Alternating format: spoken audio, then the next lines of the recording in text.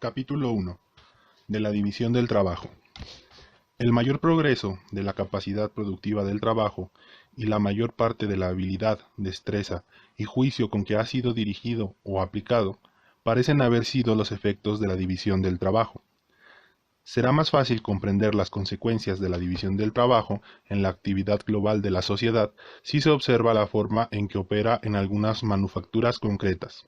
Se supone habitualmente que dicha división es desarrollada mucho más en actividades de poca relevancia, no porque efectivamente lo sea más que en otras de mayor importancia, sino porque en las manufacturas dirigidas a satisfacer pequeñas necesidades de un reducido número de personas, la cantidad total de trabajadores será inevitablemente pequeña, y los que trabajan en todas las diferentes tareas de la producción están asiduamente agrupados en un mismo taller y a la vista del espectador. Por el contrario, en las grandes industrias que cubren las necesidades prioritarias del grueso de la población, cada rama de la producción emplea tal cantidad de trabajadores que es imposible reunirlos en un mismo taller. De una sola vez es muy raro que podamos ver a más de los ocupados en una sola rama. Por lo tanto, aunque en estas industrias el trabajo puede estar realmente dividido en un número de etapas mucho mayor que en las labores de menor envergadura, la división no llega a ser tan evidente y ha sido por ello menos observada. Consideremos por ello como ejemplo una manufactura de pequeña entidad, aunque en la que la división del trabajo ha sido muy a menudo reconocida: la fabricación de alfileres. Un trabajador no preparado para esta actividad, que la división del trabajo ha convertido en un quehacer específico, no familiarizado con el uso de la maquinaria empleada en ella, cuya invención probablemente derive de la misma división del trabajo, podrá quizá, con su máximo esfuerzo, hacer un alfiler en un día, aunque ciertamente no podrá hacer 20. Pero en la forma en que esta actividad es llevada a cabo actualmente, no es solo un oficio particular, sino que ha sido dividido en un número de ramas, cada una de las cuales es por sí misma un oficio particular. Un hombre estira el alambre, otro lo endereza, un tercero lo corta, un cuarto lo afila, un quinto lo lima en un extremo para colocar la cabeza. El hacer la cabeza requiere dos o tres operaciones distintas. El colocarla es una tarea especial y otra el esmaltar los alfileres. Hasta el empaquetarlos es por sí mismo un oficio, y así la producción de un alfiler se divide en hasta 18 operaciones diferentes, que en algunas fábricas llegan a ser ejecutadas por manos distintas, aunque en otras una misma persona puede ejecutar dos o tres de ellas. He visto una pequeña fábrica de este tipo en la que solo había 10 hombres trabajando, y en la que consiguientemente algunos de ellos tenían a su cargo dos o tres operaciones, y aunque eran muy pobres y carecían por tanto de la maquinaria adecuada, si se esforzaban podían llegar a fabricar entre todos unas 12 libras de alfileres por día. En una libra hay más de 4.000 alfileres de tamaño medio. Esas 10 personas entonces podían fabricar conjuntamente más de 48.000 alfileres en un solo día, con lo que puede decirse que cada persona, como responsable de la décima parte de los 48.000 alfileres, fabricaba 4.800 alfileres diarios. Ahora bien, si todos hubieran trabajado independientemente y por separado, y si ninguno estuviese entrenado para este trabajo concreto, es imposible que cada uno fuese capaz de fabricar 20 alfileres por día, y quizás no hubiesen podido fabricar ni uno, es decir, ni las 240, la 240ª parte, y quizá ni siquiera la 4.800ª parte de lo que son capaces de hacer como consecuencia de una adecuada división y organización de sus diferentes operaciones. En todas las demás artes y manufacturas, las consecuencias de la división del trabajo son semejantes a las que se dan en esta industria tan sencilla, aunque en muchas de ellas el trabajo no puede ser así subdividido, ni reducido a operaciones tan sencillas. De todas formas, la división del trabajo ocasiona en cada actividad, en la medida en que pueda ser introducida, un incremento proporcional en la capacidad productiva del trabajo. Como consecuencia aparente de este adelanto, ha tenido lugar la separación de los diversos trabajos y oficios, una separación que es asimismo desarrollada con más profundidad en aquellos países que disfrutan de un grado más elevado de laboriosidad y progreso. Así, aquello que constituye el trabajo de un hombre en un estadio rudo de la sociedad es generalmente el trabajo de varios en uno más adelantado. En toda sociedad avanzada, el agricultor es solo agricultor y el industrial solo industrial. Además, la tarea requerida para producir toda una manufactura es casi siempre dividida entre un gran número de manos. ¿Cuántos oficios resultan empleados en cada rama de la industria del lino o de la lana? Desde quienes cultivan la planta o cuidan el vellón hasta los bataneros y blanqueadores del lino o quienes tintan y aprestan el paño. Es cierto que la naturaleza de la agricultura no admite tanta subdivisión del trabajo como en la manufactura, ni una separación tan cabal entre una actividad y otra.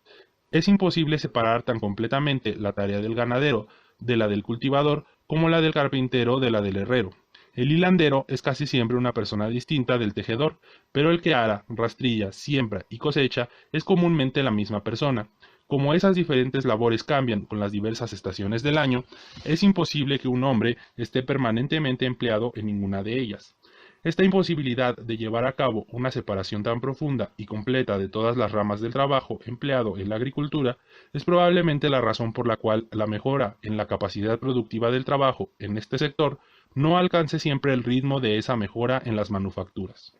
Las naciones más opulentas superan evidentemente a sus vecinas, tanto en agricultura como en industria, pero lo normal es que esa superioridad sea más clara en la segunda que en la primera.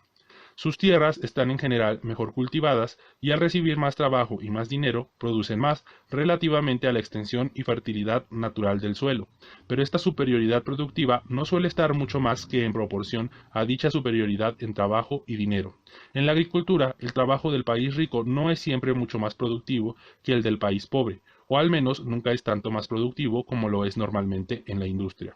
El cereal del país rico, por lo tanto, y para un mismo nivel de calidad, no siempre será en el mercado más barato que el del país pobre. A igualdad de calidades, el cereal de Polonia es más barato que el de Francia, pese a que este último país es más rico y avanzado. El cereal de Francia es, en las provincias graneras, tan bueno y casi todos los años tiene el mismo precio que el cereal de Inglaterra, a pesar de que en riqueza y progreso Francia esté acaso detrás de Inglaterra. Las tierras cerealistas de Inglaterra, asimismo, están mejor cultivadas que las de Francia, y las de Francia parecen estar mucho mejor cultivadas que las de Polonia.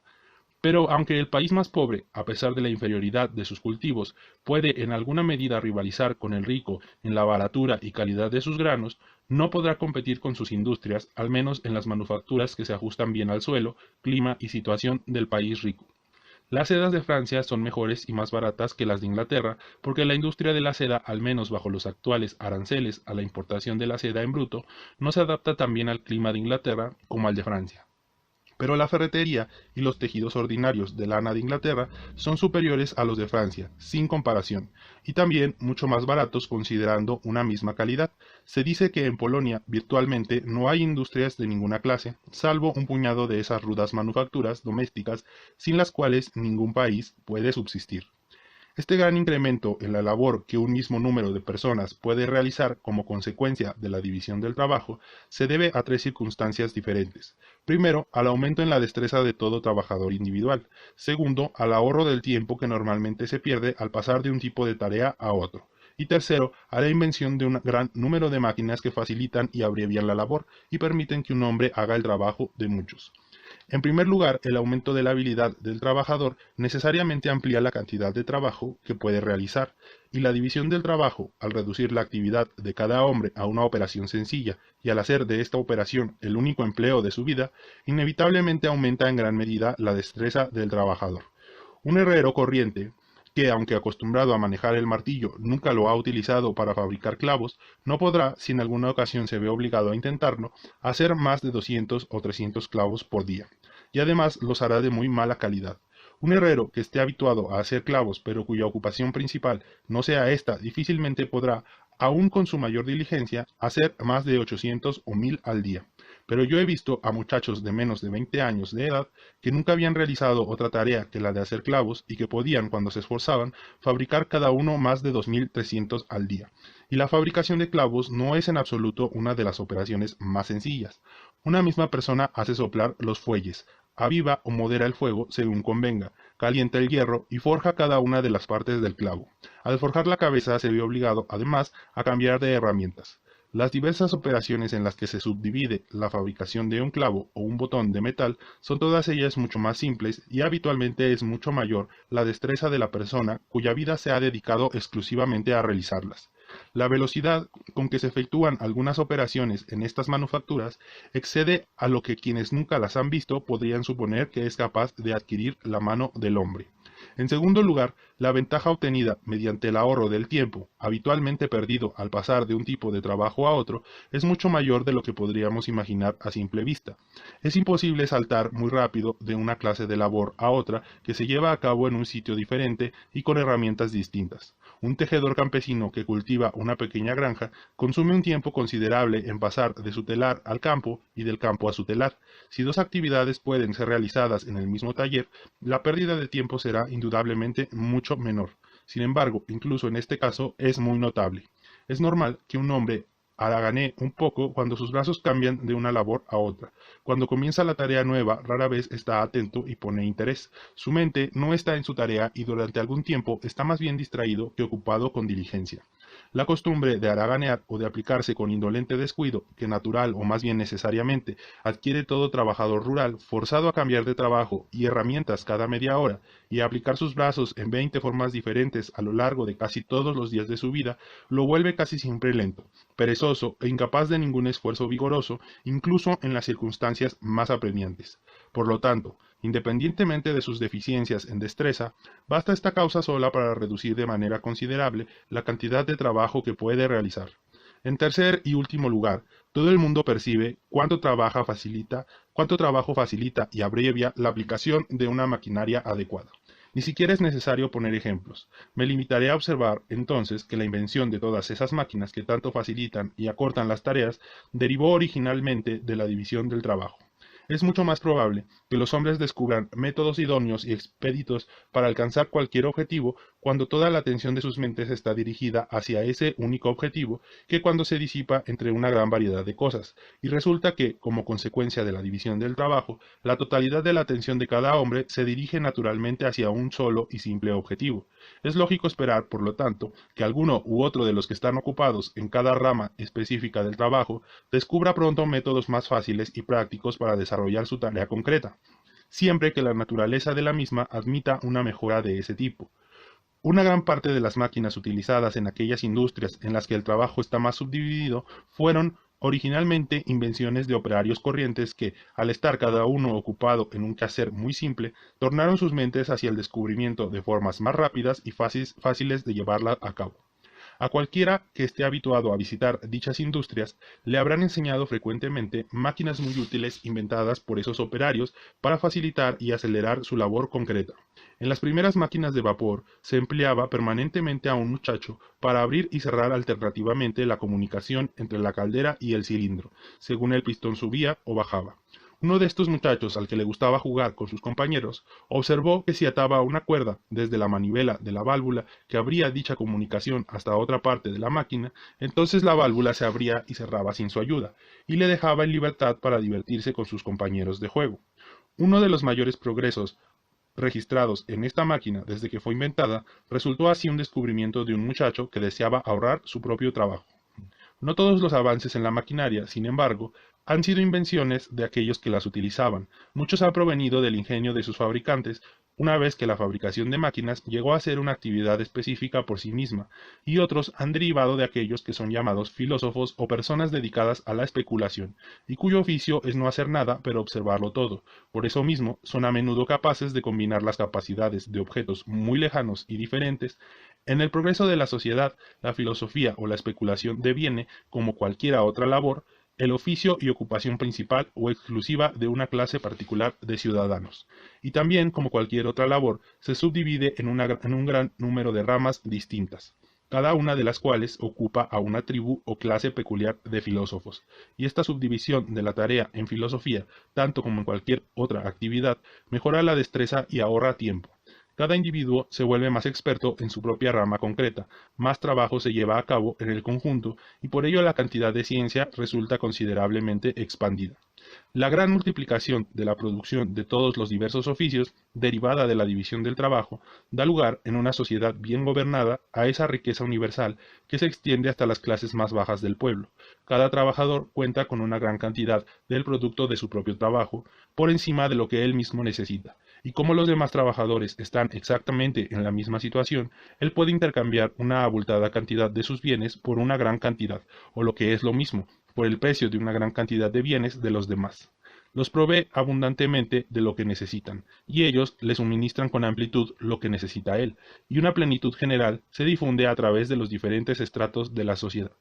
Si se observan las comodidades del más común de los artesanos o jornaleros en un país civilizado y próspero, se ve que el número de personas cuyo trabajo, aunque en una proporción muy pequeña, ha sido dedicado a procurarle esas comodidades, supera todo cálculo. Por ejemplo, la chaqueta de lana que abriga al jornalero, por tosca y vasta que sea, es el producto de la labor conjunta de una multitud de trabajadores. El pastor, el seleccionador de lana, el peinador o cardador, el tintorero, el desmontador, el hilandero, el tejedor, el batanero, el confeccionador y muchos otros deben unir sus diversos oficios para completar incluso un producto tan corriente. Y además, ¿cuántos mercaderes y transportistas se habrán ocupado de desplazar materiales desde algunos de estos trabajadores a otros, que con frecuencia viven en lugares muy apartados del país? Especialmente, ¿cuánto comercio y navegación, cuántos armadores, marineros, fabricantes de velas y de jarcias se habrán dedicado a conseguir los productos de droguería empleados por el tintorero, y que a menudo proceden de los rincones más remotos del mundo?